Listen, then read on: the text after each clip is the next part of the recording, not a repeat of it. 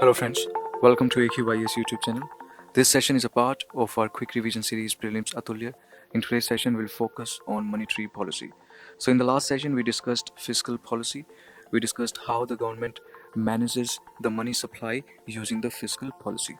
So you have to understand that fiscal policy is handled by the government of India.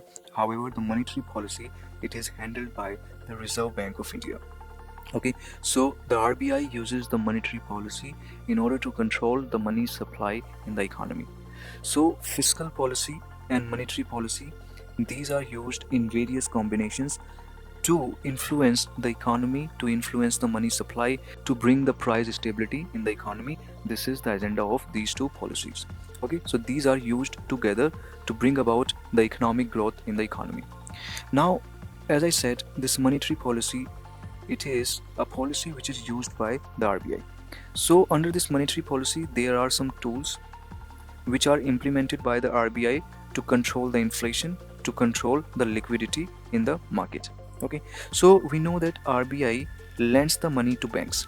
Okay, so RBI is charging something, that charge is repo rate. Okay, so RBI gives the money to banks at repo rate, which is also known as policy rate. After that, banks, they lend money to consumers. Okay, so what RBI does is that RBI raises and lowers the interest rate that depends upon the price stability in the market. So if the inflation is high, in that case, RBI can increase the repo rate. So when RBI increases the repo rate, banks won't take the money, and there will be limited money with the financial institutions. As a result, they will also increase their rates, and this is how people will take less amount of loans, and this is how the liquidity can be controlled in the economy. Okay, now let's talk about monetary policy committee. See, this monetary policy committee, it was recommended by the RBI governor, ex-RBI governor Urjit Patel. Okay, so this fact is important, that establishment of monetary policy committee, it was recommended by the Urjit Patel in 2014. Now this monetary policy, it is a statutory body. This is what you have to remember, it is a statutory body under RBI Act 1934. So this committee, it is legally backed by RBI Act. Now there might be a statement in your prelims that this committee, it is backed by Banking Regulations Act 1949. This might be a statement. So this is what you have to remember, that it is backed by RBI Act 1934. So do not get confused. Now the objective of this monetary policy committee, it is to bring about the price stability, to actually promote the economic sustainable growth. Now the governor of RBI is the chairman of this committee. So this monetary policy committee, it determines the repo rate. Okay, so we discussed that repo rate, it is the rate at which RBI lends the money to banks. Okay, so this policy rate, or you can call it repo rate, this repo rate, it is determined by monetary policy committee. Now remember one fact, that monetary policy, it uses CPI data. CPI means Consumer Price Index. Okay, so monetary policy does not use WPI, which is Wholesale Price Index. This is what you have to remember, that CPI data is used in order to analyze, in order to actually decide the policy rate. Okay, and in fact, before 2014, RBI would use WPI data, but after 2014, RBI had adopted, in fact in 2014, RBI had adopted the CPI as its key measure of inflation. Now there might be a potential question on the basis of this concept. In fact, in past year, a question was asked on the basis of this fact, that RBI adopted the CPI as its key measure of inflation. Okay, now let's move forward. Let's talk about inflation targeting. Now, an inflation target is set by the monetary policy committee. Okay, so what is this target? It is 4% with a leeway of 2%. So leeway of 2% means it can be on either side, it can be plus 2% or it can be minus 2%.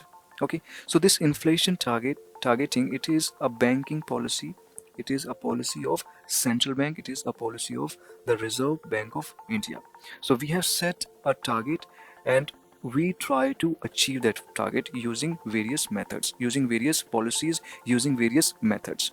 Okay, so remember, the target is 4% with a leeway of 2%. Okay, now let's talk about statutory liquidity ratio. See, this statutory liquidity ratio, it is a minimum percentage of deposit that a commercial bank has to maintain in the form of, remember, cash, gold and securities. Okay, so this SLR, it is maintained by every commercial bank. This is what you have to remember. And gold, cash and securities, these are maintained by the commercial bank. Now remember one fact, that this SLR, it is fixed by the RBI. Okay, and SLR and CRR, which is cash reserve ratio, these are traditional tools of central bank, and this is how the RBI controls the monetary policy. This is how the RBI control the liquidity in the market. Okay, so SLR and CRR have been the traditional tools. Now CRR, here the commercial bank has to maintain some money in the form of cash. So as we discussed, that in the case of SLR, a commercial bank has to maintain this reserve in the form of gold, cash and securities. But in the case of CRR, a bank has to maintain this reserve in the form of only cash. Okay, now this SLR, this can be used by the bank for investment. This is what you have to understand, that a bank can earn using the SLR. However, in the case of CRR, this cannot be used by bank. This is something which is very, very important, and you must know this fact, that cash reserve ratio, it cannot be used by the bank for the investment purpose. So banks do not earn any interest on this money. Banks do not earn any profit on this money, on this cash reserve ratio. Now let's talk about repo and reverse repo rate. Although we have discussed about repo and reverse repo rate multiple times, but I would like to make you understand one more time. See, this is the rate at which central bank lends the money to financial institutions. It means banks. Now banks, they give securities, government securities in return, and they get the money. So they are getting the money at some rate. Okay, and that rate is repo rate. Okay, now when the RBI needs the money, RBI can also borrow the money. Okay, so RBI also borrows the money at some rate, and this rate is known as reverse repo rate. So this is what you have to know. I hope you must have understood. Now let's talk about marginal standing facility. See, as I said, banks, they can borrow the money at repo rate. Okay, so banks, they use securities in order to get the money. Suppose in case the banks run out of securities, they do not have enough securities, because generally what happens, that banks, they use securities, extra securities. They do not use the securities which are there in SLR. They try to maintain the SLR. But in case if they run out of securities, then they can use the MSF window, which is marginal standing facility window. Okay, in this case they can pay little bit extra. It means MSF rate, it is greater than repo rate. Okay, so they can pay little extra and they can borrow the money overnight from the Reserve Bank of India. Now let's talk about open market operations. See, these open market operations, these are used by the RBI in order to suck out the extra liquidity in the market. So in case if there is this extra money in the market, then government securities which are there with RBI, government will start selling all those securities. So people will start buying those securities. So this is how RBI can suck out the extra liquidity from the market. Okay, and in case if the liquidity dries up, or maybe things are tight as far as the liquidity is concerned, in that case RBI can start buying the securities. So these operations where RBI buys or sells government securities, these operations are known as open market operations.